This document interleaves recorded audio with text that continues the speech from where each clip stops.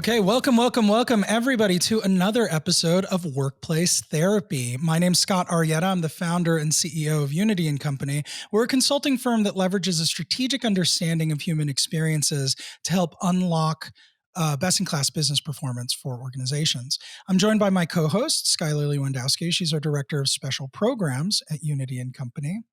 And for today's Workplace Therapy session, we're going to be discussing something that we've all come to accept as a standard part of the corporate experience: performance reviews. Now, performance reviews are supposed to be an opportunity to recognize and reward people for their efforts and to coach people to even higher levels of performance and personal growth. And when done right, performance reviews have the potential to be a powerful tool that drives employee engagement and effectiveness. But the truth is that more often than not, the way that most companies approach the performance review process is actually killing performance and engagement in their organization. So today, we are so fortunate to have a couple of experts on the show who are going to help us understand why the traditional approach to performance reviews is so ineffective. And most importantly, how we can change our approach to performance reviews to enhance performance and engagement in our organizations. Lauren Koester is a seasoned HR and operations professional. She's currently the head of people at Occupier, which is a SaaS platform that serves clients in the commercial real estate sector. And also joining us today is Josh Merrill. He's the CEO of Confirm, an innovative platform that is changing the way that organizations think about and administer their performance review processes. Lauren, Josh, we're so excited to have you both here. Yes, so excited. I would love to kick us off by just learning a little bit more about you. So could you give us some insight into your background, how that's informed your perspective on the benefits and limitations of the performance review process? And Lauren, I guess we can start with you. Sure, yeah. I have been in the startup world for, terrifyingly enough, almost 20 years in one way or another. And I started my career actually in PR and operations and just fell in love with being around builders and entrepreneurs. But what I always extracted from all of my startup positions was that they weren't always the best experiences for employees, whether it was the working conditions or how managers provided feedback or benefits. And I just fell in love with the idea of employee experience. So the past, I believe, 6 years or so, I've been solely focused on HR and employee experience and just fell in love with the idea of giving an employee the best possible outcome from dedicating their time to a position, right? You work 8, 9, 10, 11, 12 hours a day. That's like 80% of your life. You should not have a terrible experience when you're there. So my life passion is just to make sure people have really great experiences, whether it's at work or anywhere. But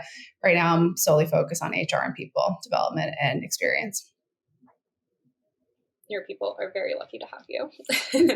And Josh, a similar question for you. Could you tell us a little bit more about your background and specifically what experiences led you to the decision to start Confirm?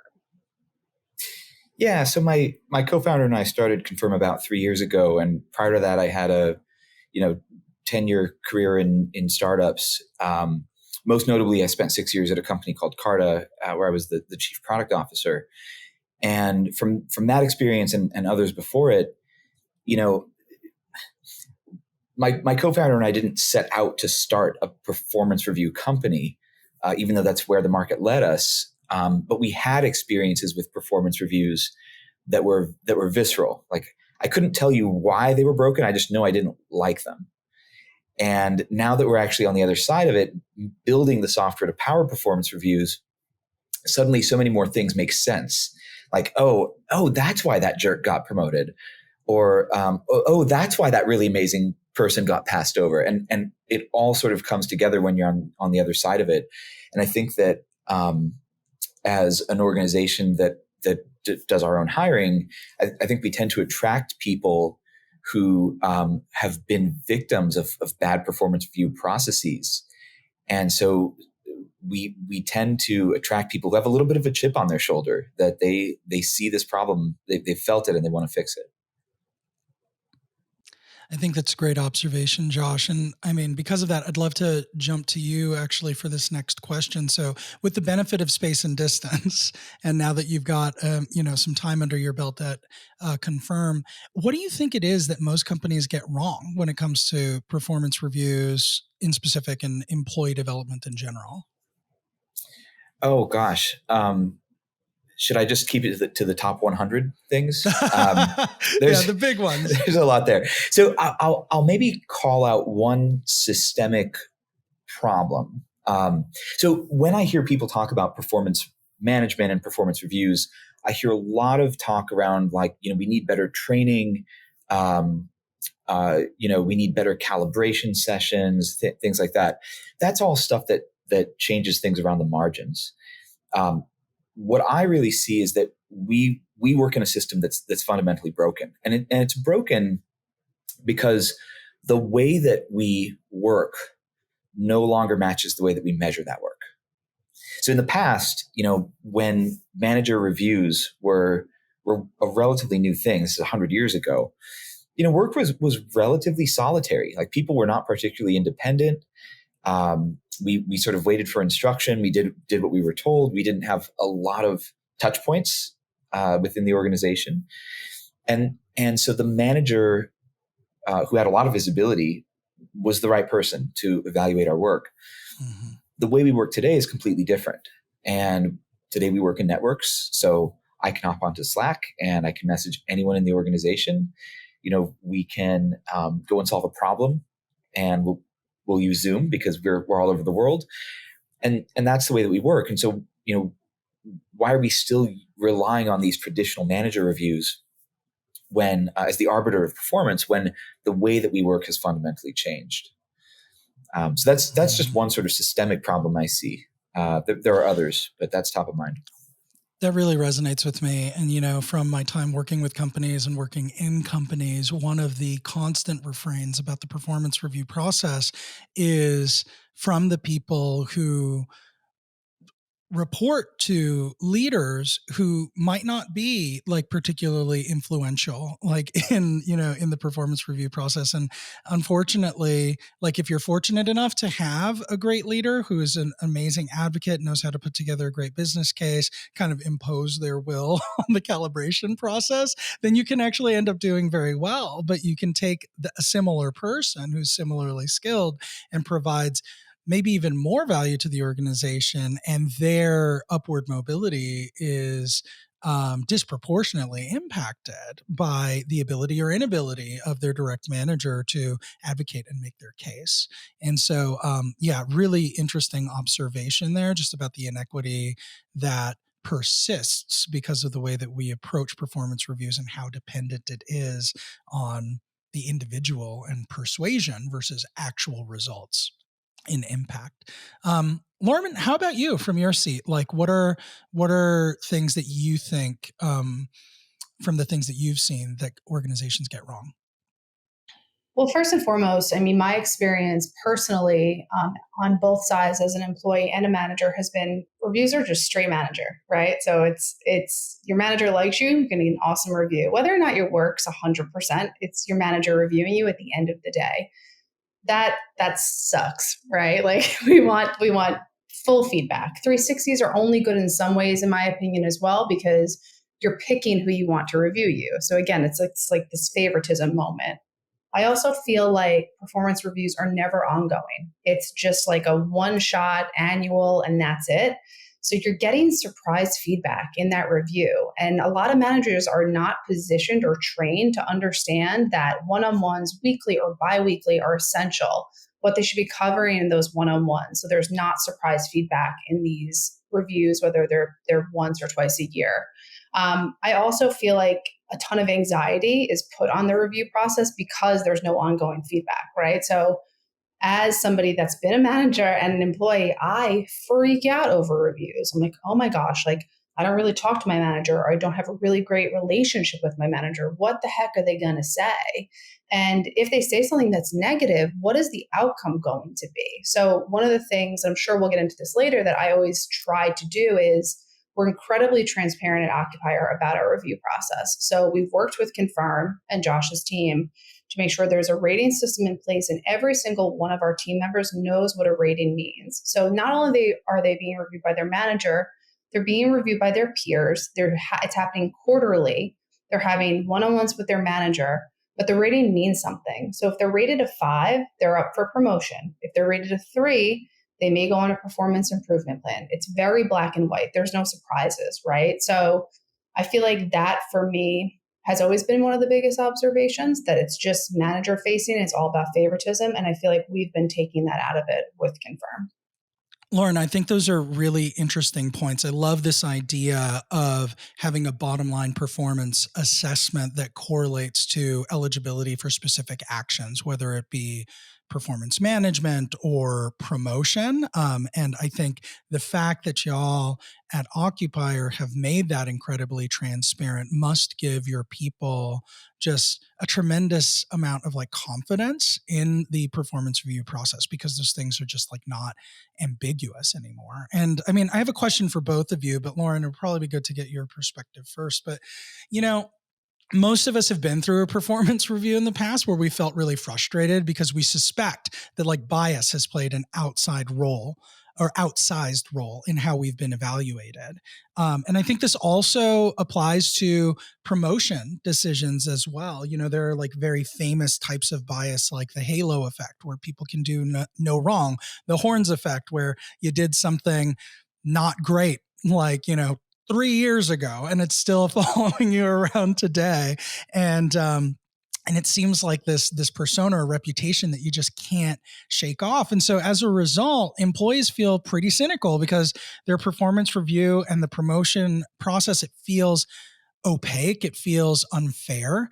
So how do you think organizations can take steps to reduce or eliminate the impact of bias specifically on the performance review process? I think transparency is a big piece, but transparency in and of itself doesn't eliminate bias. So how do you approach the elimination of bias within your organization?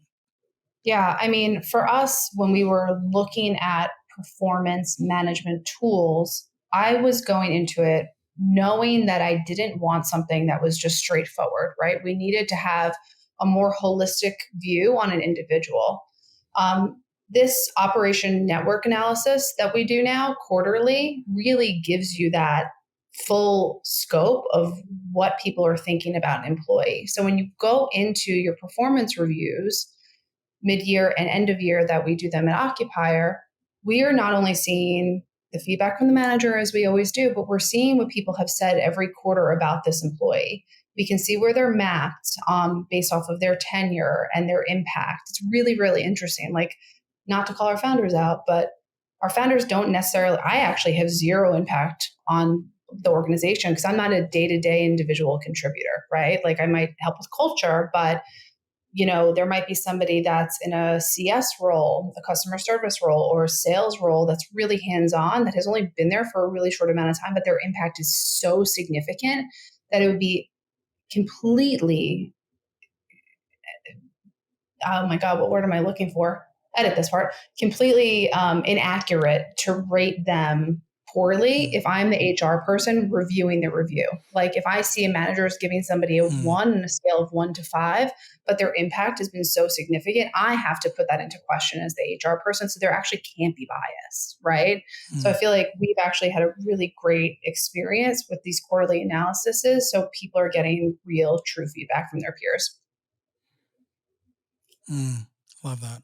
Love that. Josh, how about from your perspective? Like, I know that, you know, the platform at Confirm does a lot to try to make the performance evaluation process a lot more objective and data based. How specifically does the feature set work to combat this idea of bias and its influence over the performance review process? Yeah. So I think if you look at sort of the second systemic problem with the way that we measure performance, it's really, you know, take calibrations, for example. You know, what actually determines my destiny as an employee within an organization? The most important factor is my manager advocating and influencing on my behalf, right? For promotions, for raises. And by the way, they're doing it relative to all the other managers who are trying to advocate and influence on behalf of their teams as well. And that's really how we determine, where the rewards go. And oh, by the way, somewhere in there is my actual performance, what I really contributed. And I think if you were to ask, I don't think you have to be a very smart person to say, oh, well, that seems kind of upside down. Like, it seems like what I actually contribute to the organization should be the biggest factor in my ability to advance. And yet it isn't. And so I think that, we rely on, as Lauren said, organizational network analysis, or ONA, which is to say that because we work in networks, and we're not just sitting there waiting for our manager to give us orders, the network should review us. And some of the ways that we do that in the platform are to ask everybody in the company questions like, who do you go to for help and advice? What did you go to them for help and advice about? Right? Tell us who the experts are. And you can name anybody. This isn't like I'm limited to my team or my department. I can name anybody, the intern, the CEO. We ask questions like, who's making an outstanding contribution, and what did you see them help with? What did you see them make an impact with? And that really helps to, what you start to see is a pooling of opinion. And where that opinion agrees with the manager's assessment, that's great. We don't have to spend any time. We have a very clear picture about this person. But where that opinion disagrees, or where it diverges, now we need to dig in and we need to say, hey, is there manager shielding going on? Or is there favoritism going on? Or is a manager holding somebody back who could be really exceptional? Or is this person in the wrong role? Like, the manager is responsible for the rubric of things that somebody's responsible for in a role. But the network is saying, and maybe that manager is saying, they're not doing those things very well, but the network is saying, no, they're really excellent. Maybe they're in a role that's not a great fit, but they have so many other capabilities that could be put to use. So that's one way. Sample size is one way to take bias out of the process. Those are amazing insights, Josh. And I love the point that you made about using the network analysis to unearth areas where you might have somebody who's fundamentally a good performer, just in the wrong context. And I think like that's something that so many organizations just aren't very intentional about identifying, to their detriment, because talent acquisition cost is significant. It's substantial, not to mention the time that you spend onboarding and training that person about the context of the company. And if you kind of look at how they're performing within a very narrow context, and you see that this person isn't performing according to the expectations of this job description, but they have redeemable qualities that can be deployed elsewhere in a different context that play more to their strengths, it behooves you as an organization to figure out that redeployment, because you're not throwing away all of the money that you've invested in bringing this person up to speed. And their ramp in that new context is going to be significantly faster than if you tried to start from scratch and acquire a new person to assimilate and onboard into the organization. But I just think that that's the exception rather than the rule. In all my years working with organizations, I've seen successful redeployments a handful of times. But I know in my heart and in my head that there were much more people who could have benefited from that strategy. So I think that's great. I feel like that goes back to a philosophy that I try to not push on my managers, but I try to inspire my managers with when we're making a hiring decision. Hire for the person, not for the role, the person that's a fit for the organization, right? Like, unless it's like hard skills like engineering or what have you, we can train them. We can pivot them into a new position. If we find value in them as a person, they're a culture fit, they have experience in what we're trying to build, they will be, and we will find a place for them, right? And so I try to take that into our reviews as well. I love that. It's so funny because as I hear you talking about that, Lauren, I think about Skylar, because like Skylar was one of my first hires many years ago when we first started working together at Tile, and she's since grown to kind of like transcend even my own capabilities in a lot of ways. But when she started with us, Skylar, you've told this story on previous episodes before. You were hired into an entry level role, but you had so many different skills, competencies, abilities in so many different areas. And so Skylar ended up having, how many different roles did you have at Tile in the time that you were there? I feel like it was like 6 or Yeah. something, but like, yeah, I mean, she started as, a customer advocate, and then she led our training and quality programs, and then helped me with global expansion. And eventually her final role there before she went to Yale for business school was as the chief of staff to the CEO. And so I think like that company would definitely not be what it was without the willingness to see what Skylar brought to the table. I'm deliberately trying to embarrass you here, Skylar. And to have the willingness to like redeploy her according to her skill set, not just the context for which she was hired, because that's too narrow of a frame of reference. And I think building on that, I think this is the thing that should actually like keep leaders up at night, which is talent is not equally distributed. It's not even normally distributed. So when we ask those questions about who's making an outstanding impact, for example, the distribution that we typically see out of that is actually a power law distribution. And really what that is saying is in any organization, there's a relatively small percentage of people who make a disproportionate impact. And the way you can sort of gut check it is, out of every 8 to 10 people that you've worked with, there are usually 1 or 2 who are so amazing that you just wish you could clone them. That's the power law effect. That's the natural consequence of people working together in networks. And Scott, like you brought up the cost of backfilling a role. What does it cost to actually go out and maybe a hire doesn't work out, and so now we've got to go out and find a person to replace them and train them and things like that. And you see those statistics, right? You see it's somewhere between 25% and 100% of salary.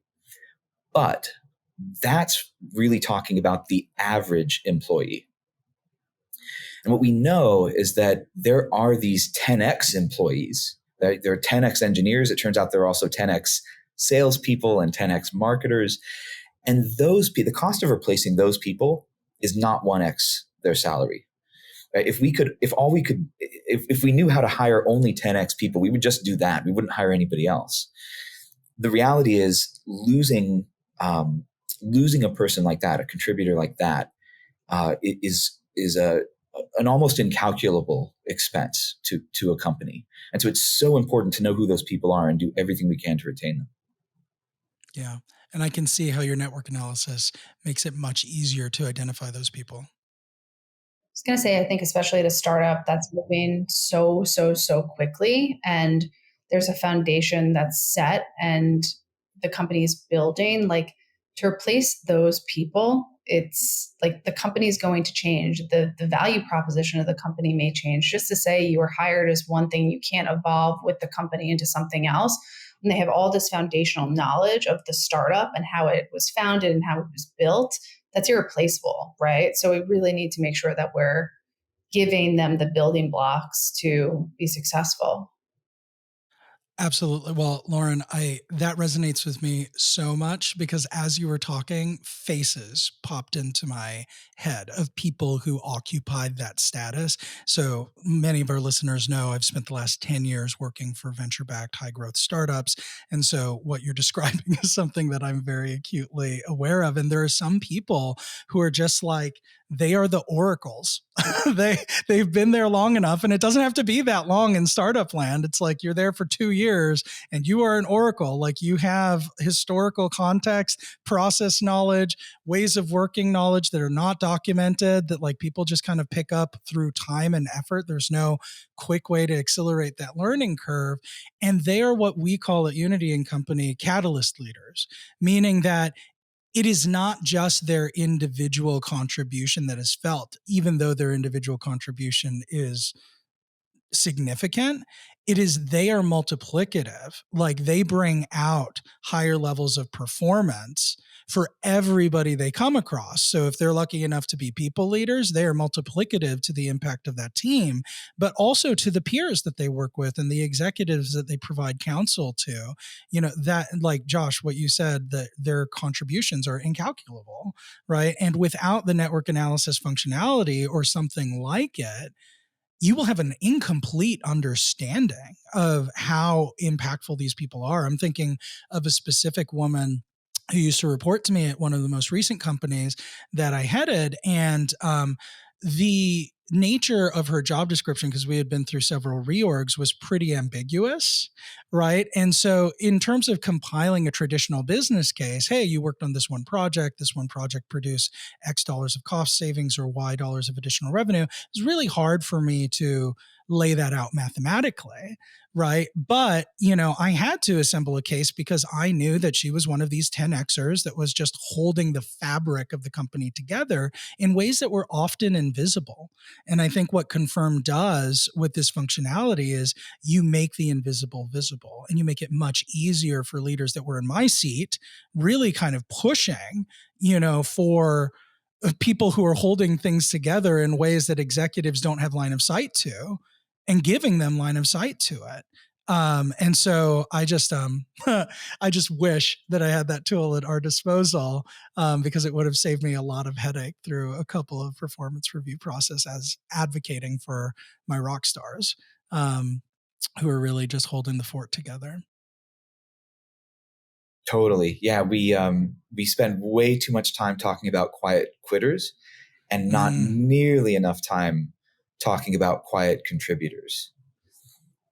There are so many people who are doing so much behind the scenes, who are not the people who speak up in meetings, who are not the people who are maybe conditioned to self-advocate. By the way, this has a DEI component to it also. Yeah. The people who are great at self-advocating, leadership will know who they are by definition. But you have people who really just work their butts off behind the scenes, right? Hold the company together, who may not get the recognition that they need. Yeah. Skylar, I know that's a passion topic for you. Yeah, it was like, I think definitely the book Quiet, and just like leadership in general that isn't the extroverted, charismatic leader, I think deserves some recognition that, performance reviews typically don't bring out. And I can almost hear, startup founders saying, well, my company is different. Like we won't do that. We don't have any of that bias integrated, and we're so different. So we don't need that type of performance review process.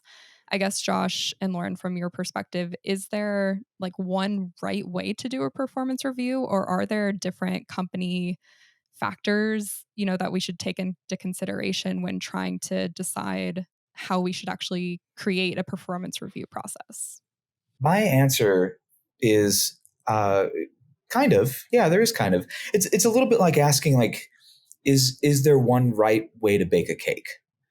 And the answer is no. Like, there's no one right way to bake a cake, but there are a certain number of ingredients that I would expect to see in something that I would call a cake, right? Like, I would expect to see some flour and some sugar and some water, but maybe we're making a gluten-free cake, and so we're going to use something different. But I think if you were to ask, most companies, like, clean sheet of paper, like, what does a great performance review process look like? I actually think that 99% of them would say the same thing, which is like, I don't want it to take too much time. I don't want it to be a huge, heavy lift. I want to learn something from this. I want my employees to learn something from this. I want to reinforce our values. Like, it's a pretty finite list of things. And then how you translate that into the tactics is maybe the stuff that happens around the margins, but that's sort of the center of it. I think maybe one of the biggest questions that would maybe lead you down one path or another is, is this knowledge work? Or is this something else, right? If it's knowledge work or if it's manufacturing, that's a pretty big difference. At Confirm, we really specialize in knowledge work. But But I think within that box, I think you have a pretty finite list of things that you'd want to hit if you could create your own perfect performance review system. I love that analogy of the ingredient list for a cake. Lauren, do you have certain ingredients kind of that come to mind that you feel would be contributing to a good performance review process for any company?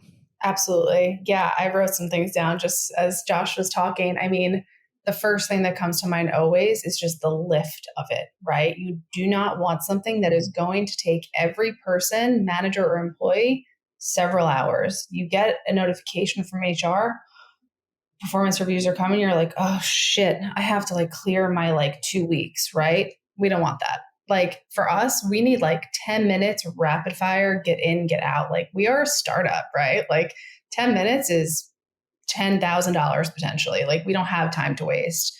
Something that's really easy. You're not having to click through something. You're not unable to do it on your phone if you're on the go and you're a salesperson. Like we just need these things to be like really fluid. And for me, also, I want it to be a platform that we are constantly engaging with. So I never want to only go into a performance review tool only. That's it, once a year, twice a year. I want this to be my employee experience software module, something that they're already comfortable with. So there's no rigidness to their experience, that they feel comfortable interacting with it. Um, I feel like that is something that a lot of companies get wrong from my experience. You use other platforms, I won't name them, that are simply just performance management tools, and you'll forget your login. So you're already frustrated when you're going on to it, right? Like you don't remember some of your past experiences because you're not interacting with it for your OKRs or your goals, or you forget notes from your one-on-one because it's in a separate Google document. That doesn't work for this. You need to be able to refer back to something simply. And I think that's something we get wrong a whole lot. I think another really important thing, Lauren, I love hearing you talk about how when you use the Confirm platform, it's more than just a point in time, special occasion kind of tool, right? It's integrated and it's alive and active in the everyday lives of like the employees. And you're not creating this like negative, like Pavlovian kind of like response to it, right? Where it's like, oh no, it's performance review time. I have to do this one tool. That tool is going to have a cloud over it in your brain space, like if that's all you ever interact with it for. But if you're using it consistently as a communication platform, as a way to recognize the contributions, like if there's like positivity and like you create a culture of like feedback and connection through using the platform, then it feels like performance reviews are much more integrated into your overall experience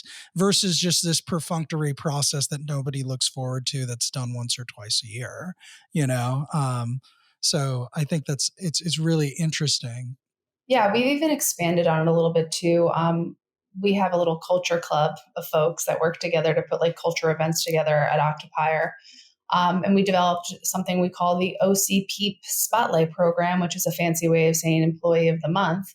But it is based off of our continual organizational network analysis and giving people recognition or gold stars and confirm. So every quarter, we go in and we see who got the most gold stars from the quarter before, and then they become the Employee of the Month the next quarter.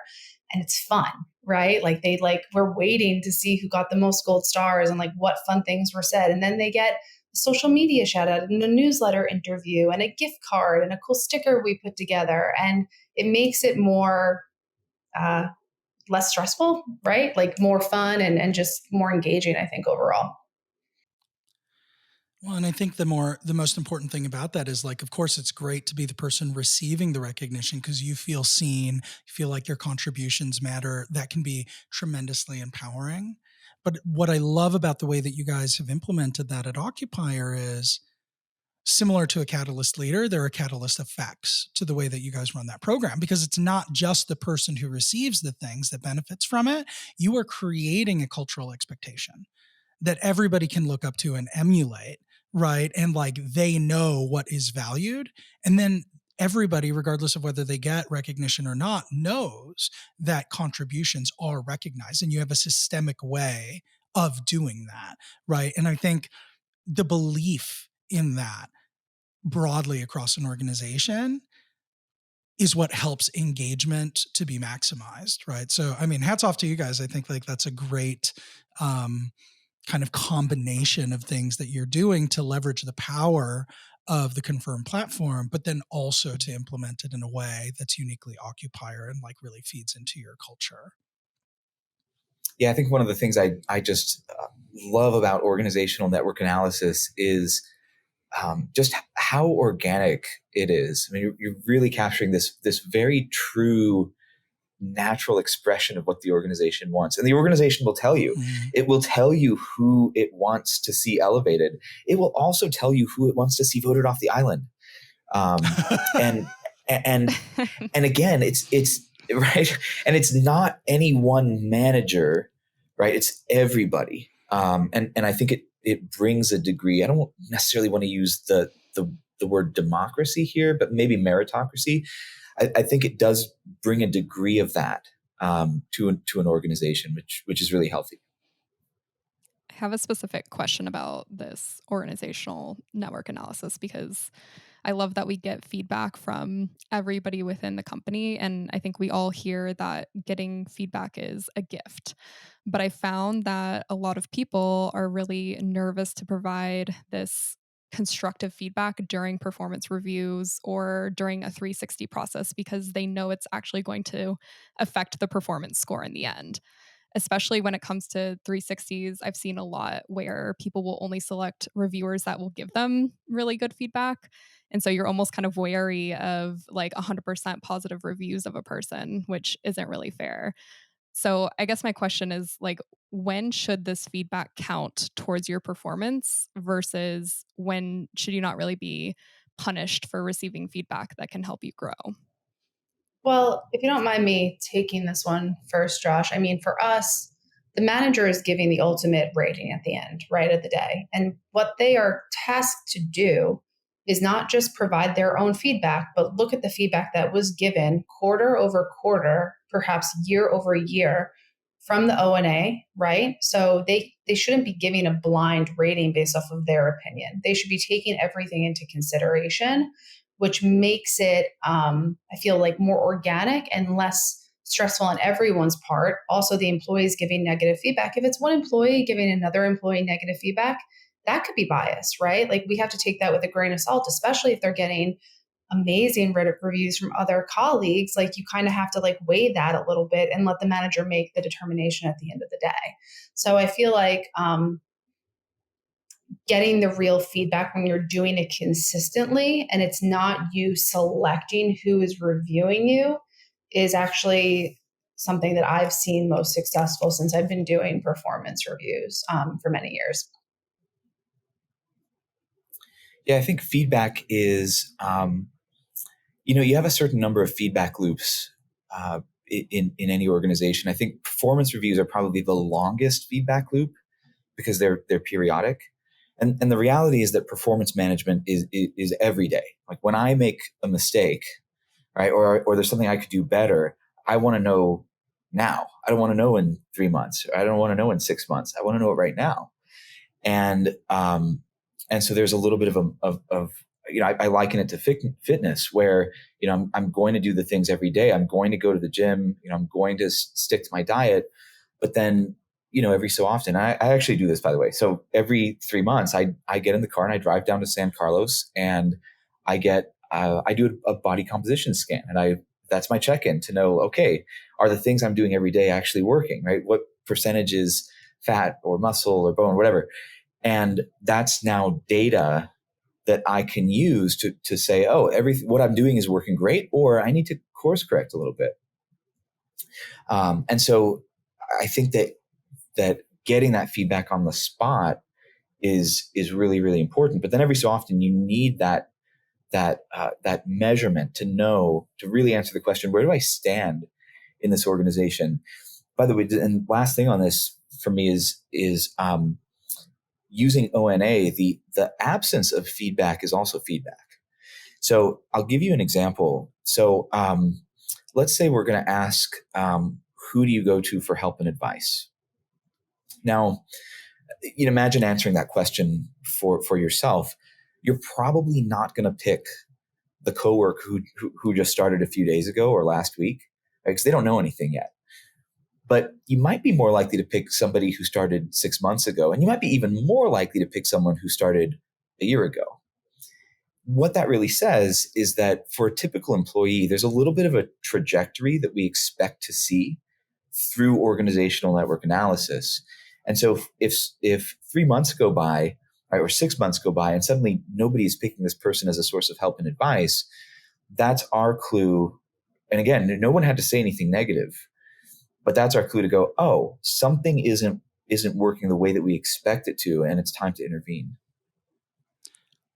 Wow. I love that. That's super cool. Like, so Skylar and I, when we worked together earlier in our career, we managed international network of customer service agents, kind of across the globe. So like hundreds of agents at a time. And what we would do is we would organize them into hiring cohorts, because we'd hire groups of agents, about 20 agents at a time, and then compare cohorted data on performance to try to triangulate like who was developing mastery, who was falling behind, right? And compared to the data points that we had at our disposal, I actually prefer the O&A approach, right? To kind of organically seeing like the proof is in the pudding. Like, are you a source of informational like knowledge or not? Like, because it's very easy when you're in a network of hundreds of agents to kind of like fade into the background and like to just produce KPIs that are good enough to keep you off the radar. But the problem is then we can't help you, right? So Skylar's job was to oversee training and quality and coaching for these agents. And the only way that we could up level their performance was by knowing who needed help. But because of the nature of the relationship, the vendors who worked for us had every incentive to obfuscate the challenges they were really having, because they wanted to keep our contract, right? And they like there's like trust and vulnerability there, that they were hesitant to kind of walk into and say, actually, like we have this group of agents that really needs help, And so having something like a network analysis to kind of say, organically, like how are you interacting with the rest of the cohort, can be like really a powerful indicator, that speaks to where somebody might need a little bit more intervention. I think that's a really good segue to kind of talk about the next thing, which is career development. So we talked about performance reviews. Career development tends to be a natural part of that process. But oftentimes it's a fairly opaque process, and I think it causes a lot of trauma and frustration, for a lot of people who are like doing their best trying to advance their careers but don't really know how to do it within the context of the organizations they find themselves in. So in my experience anyway, I think part of the problem is that leaders are not universally proactive about having career development conversations with their employees. Often they wait until an employee surfaces a concern, and then the resulting conversation is often pretty unsatisfying for both the employee and the leader involved, right? Because the leader's kind of on their heels. It seems to be coming out of left field. The employee has a lot of burgeoning resentment because of the fact that this conversation wasn't broached proactively and the process itself is fairly opaque. And then the leader is often kind of caught between a rock and a hard place because they don't necessarily know, like, what's my budget for promotions? What's the, corporate criteria for promotions? Can I promise this person something concrete? Or like, what do I tell them? So I think there are a lot of reasons why career development is this weird dance that we do like in the corporate setting, and like we pretend like we don't care about it, but it's like often the point of why we sacrifice so much of our time and our life to work, is so that we can continue to grow, in our status, our compensation, and our impact. So anyway, like I guess the question would be, Is this your observation as well? Like, do you feel like it is actually more common for like leaders and employees to dance around each other when it comes to career development conversations? And if you agree with that as a thesis, why do you think that is? And what can we do about it? Okay, I'll go.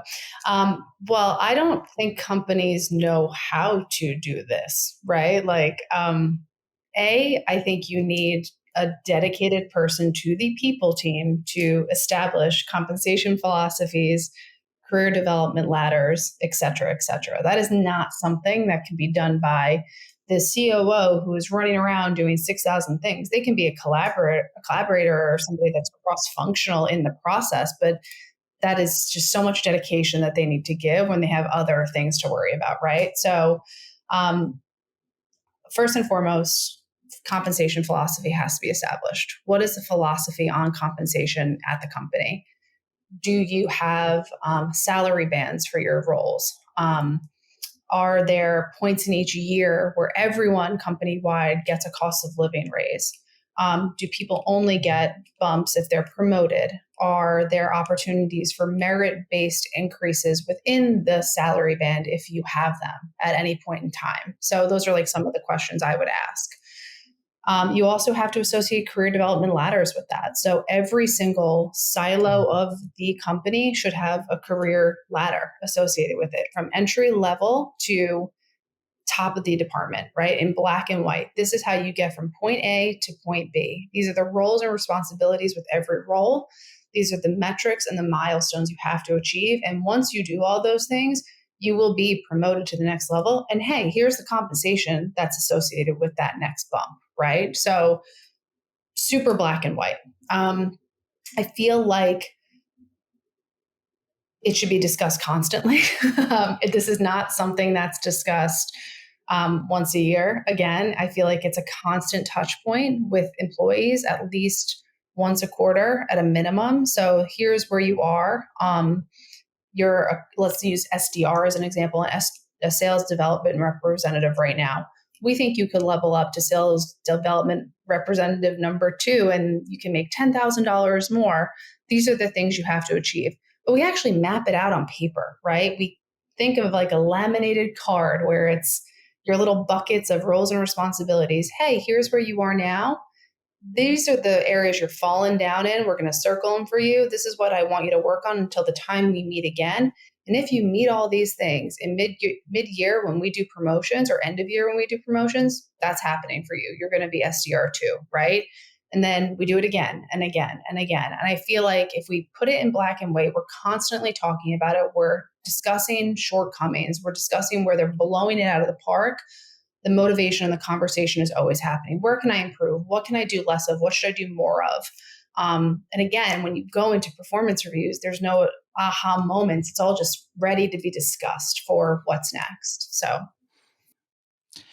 I love that. And, I think what you mentioned with regards to SDR leveling, right? So you're still fundamentally an SDR, but there's a second gradation to SDR contribution, right? Or maybe even a third or fourth, depending on how tall you want to build that ladder. I think that's something that a lot of companies, and especially venture funded startups, like overlook, right? Is they create one job description and you just sit there and and it's like maybe you get promoted to something completely different, but depending on business growth need. But for people who love sales and like want to be in sales, right, and want to like do the work and just like increase their skill set there, we often don't really have satisfying incentives to encourage you to grow within role, and I think that lack of transparency is to the detriment of organizations, because you need people who are going to kind of dig their heels in and say, this is where I'm going to grow my specialty. I'm going to be a 10Xer as an SDR, right? And I need the incentives. I need to know like what my path looks like in order to really kind of encourage and motivate me to continue along that trajectory. And like on the flip side, something that I've seen a lot in my career as a leader is people who want to grow their careers, but then wrongfully assume that they have to choose a leadership track in order to grow their careers, because that's the next logical step. They don't really understand that there is a professional track where you can remain an individual contributor and grow your technical specialty, not your ability necessarily to lead and galvanize teams, which is a completely different skill set, and so I find that a lot of people misdiagnose their next step on their career development ladder because of the fact that it's unclear to them how they can increase their compensation and impact in a professional role. But it's very clear to them, because like leaders are very optically present, right? That, oh, well, if I have a director title, these are the rooms I'm in, these are the problem I solve, this is the comp I can expect. And I think there's an asymmetry of like information and expectation there. Just to add to that, I think it's also really important that the rubber has to meet the road. Like, we can talk about career development, and it's great when those conversations are happening, but they also have to mean something. And if they don't, then there's no trust. And it's pointless to even have the conversation in the first place. If I'm doing great, give me a great rating. And if you keep giving me great ratings, promote me. And if that chain of events doesn't happen, I'm not going to trust the organization to do the right thing. Yeah. And can you tell I love O&A? One of the things that that I love about O&A is, I think that in a again, going back to the organization will tell you who it wants to lift up. And I think that my hope for Occupier and for all of our other customers is that, when you run a promotion cycle, that nobody's really surprised seeing who got promoted. That it's like, oh yeah, of course they promoted her. Like, she's been doing great. Of course they promoted her. And and that's where the rubber is meeting the road, both in the way that I'm treated as an individual at this organization, and how I see everybody else being treated. Yeah, I love that. I mean, on both sides, right, Josh? Because it's like so important to look at the people who are being promoted and put on a pedestal for people to be like, that makes total sense. Because similar to the rewards and recognition philosophy that Lauren outlined, it's not just a person getting the promotion that benefits from fair promotion practices. It's a ripple effect that's felt throughout the organization. But the converse is also true, right? Like, if you have somebody who's promoted to a position and it is broadly felt that was unfair, that just undermines and degrades your faith in the process and decreases engagement just in general, right? And so, I mean, I can see why you're a fan of O&A, Josh, because I am now standing it hardcore, because I feel like it's definitely a feature that, I mean, as I look retroactively at my career, would have helped us to make all sorts of more optimal decisions when it came to like our talent strategy. Well, I think that's where you see a lot of things break down. Oh, sorry. I'll be super quick. I think that's where you see a lot of these things break down, which is, as a manager, I'm trying to advocate for, this goes back to the systemic problem that we all work in. As a manager, I'm trying to advocate for the great people on my team, but so are all the other managers. And we don't have any shared data or evidence to look at that we can all agree on to say this is fair and this is a good representation of how these people are actually performing as individuals. All we have is my word against yours. And so I can give all the great positive reinforcement and all the great critical feedback to an employee. And at the end of the day, again, their advancement is largely determined by my ability, my own influence. And that causes breakdowns in career development. Yeah, 100%.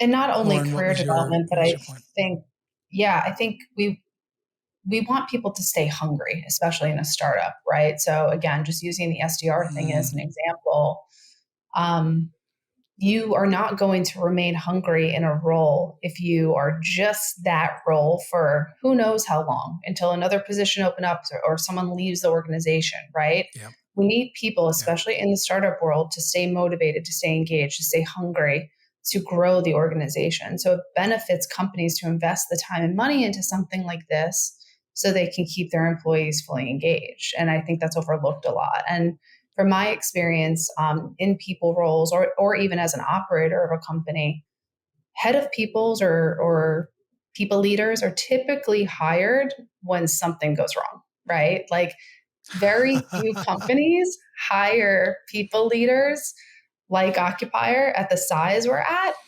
to anticipate the needs of the organization, not come in to fix things. And I think that speaks volumes of a company. And if people are looking for jobs, that's something they should look at. But you want somebody that's thinking of the business and advocating for the employees, right? So a little bit of both. And I think in a startup, that's just not always happening because people are running so fast. But these sorts of tools will keep people engaged, retained, and hungry, right? So they're super duper important. Yeah, I think that's a great point, Lauren. And I mean, just chiming in from my own individual experience, I've worked with a lot of startups over the last decade. There's one that stands out as by far the best place that I've ever worked that had their shit together from day one in a way that was basically like not in keeping with the relative maturity of the organization, right? Like they were a very young organization, but they had a world-class chief operating officer. They had a world-class chief people officer. They had, compensation philosophies and career ladders and all sorts of L&D programs already built. And they were like 4 years in by the time I got there, right? And so it felt like you were stepping into a company that was already publicly traded. And because of that, they breached profitability within like their first 3 years of operation. They hit IPO at unicorn status within 7. They only ever had to raise a Series B. And even then they only did it they did it primarily for the strategic advice and less for the capital raise, and I think like that is what happens when you have founders and executive teams who see clearly the things that other founders just react to, and so I applaud you and your team, Lauren, for having the foresight to see down the tunnel of time and invest now. And Josh, I mean, the platform and tools that you've created to enable leaders like Lauren to bring this to their organizations, I think is just a game changer. And so really, really appreciate you guys sharing your experiences. So what we want to do next is the lightning round. So we've got a series of questions that we ask every guest. We're going to do a double lightning round because we have 2 guests today. So the rules are really simple. Skylar is going to ask you some quick hit questions. You have 30 seconds or less to respond, just kind of like off the cuff, top of your head. So are you guys ready? Yes. Okay. Skylar, you decide on presenter order, and I'm handing the mic to you. Perfect. Okay, we'll do Lauren and then Josh. So first, who is your favorite leader that you look up to and why? Oh man, no question. I worked for a gentleman named John Borthwick. I am obsessed with that human. He was just the best boss I ever had, best mentor, best friend, best boss, best creative, best builder. Let me work with him in one way or another for over 6 years and just taught me everything that I know. And I'm just so eternally grateful. And more importantly, let me be an entrepreneur and let me have a seat at the table as like the only female. And that's a big deal. And that was like 6 years ago. So imagine that. And really special human. Josh. Oh gosh, I think mine would probably be. It would probably be Tim Cook. He's just. I think good leadership is firm, fair, and consistent, and he hits it all for me. Love both of those. Okay, next one, a little different direction. But what is your bucket list vacation destination and why? Me first. Yes.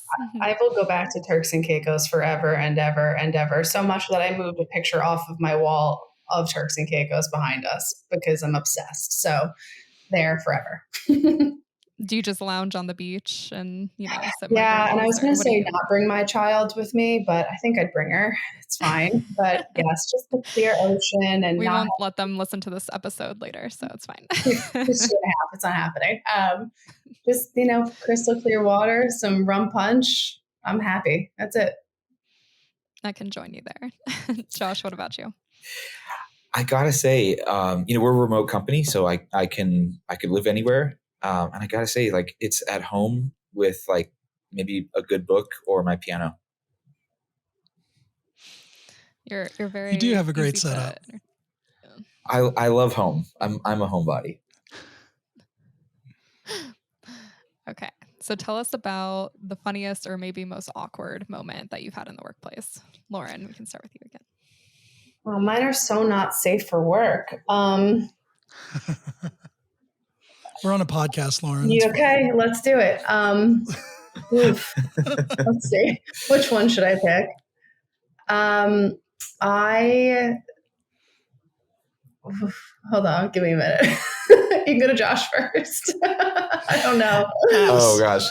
Okay, so mine would probably be, I don't know if this is funny, but I think it's sort of these brushes with greatness that I've had over the last 15 years in startups. I remember I interviewed at Google once, and my interviewer was a guy named Kevin Systrom, who a few years later went on to found Instagram. I remember interviewing at Twitter when they were 30 people. Evan Williams interviewed me.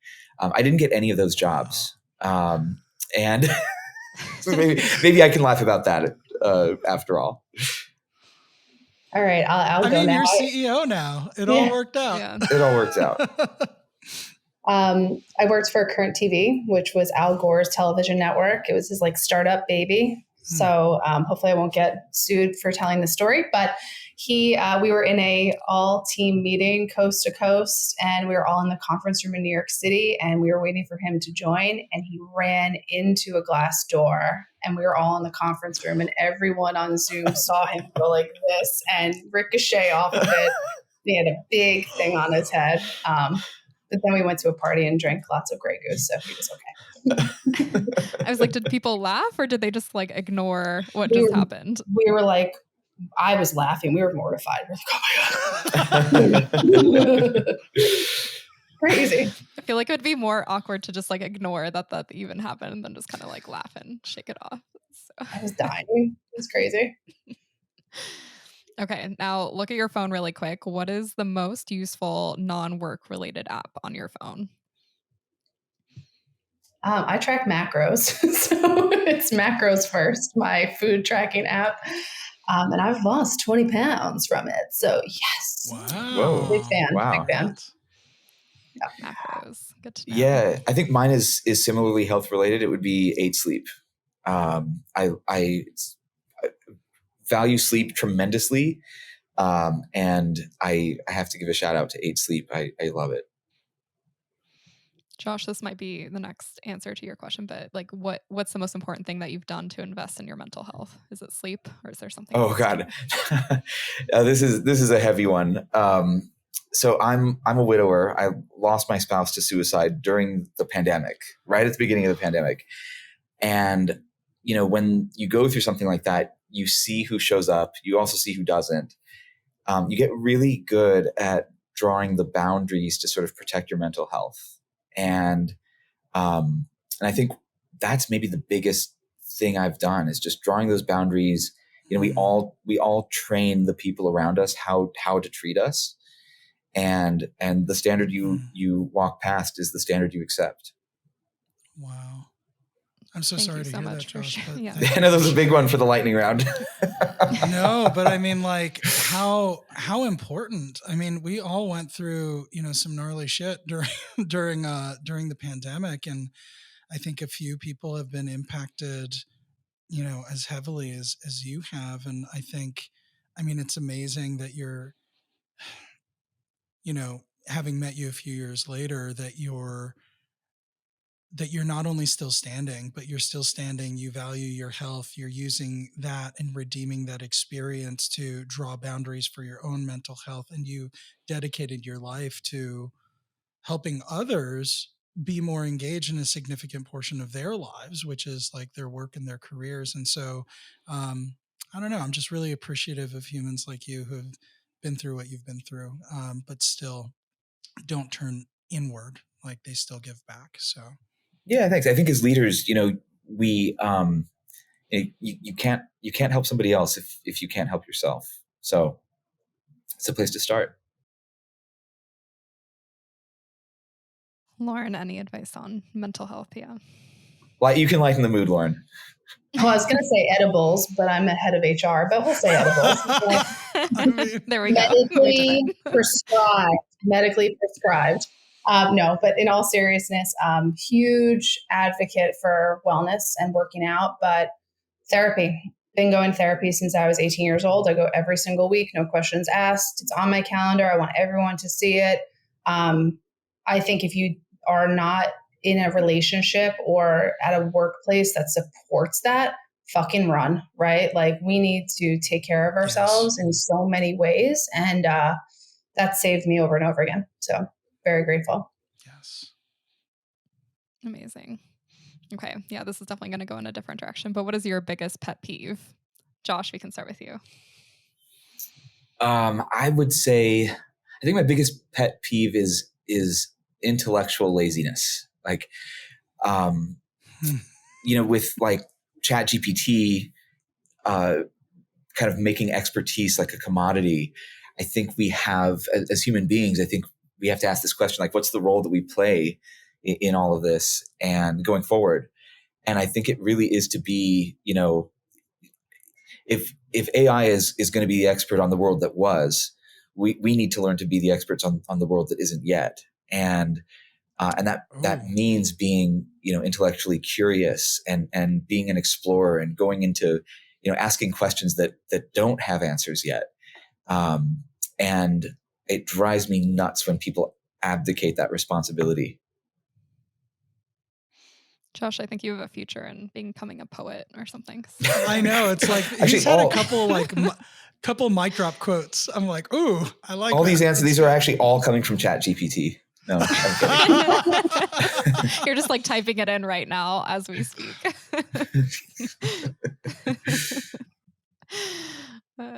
Lauren, what is your biggest pet peeve? I have two. I can't stand where people are rude. It grosses me out. Just say thank you. Just say you're welcome. Just like be a nice person. Hold the door. And I'm not looking for anything in return, right? Just simple niceness. And I can't stand when people think I'm stupid. I'm really friendly and I'm really outgoing, but I'm not stupid. And I have been treated very poorly in my career because I might not speak as eloquently as other people. I'm a born and raised New Yorker and I'm proud of it. To be looked down on because my opinions might be a little different and I can't articulate it as well really grinds my gears. Agree. Okay. What piece of literature or art has most shaped your perspective on life or leadership? Josh, I can start with you. I have a couple. So one would be a poem, Ozymandias, which is really about hubris.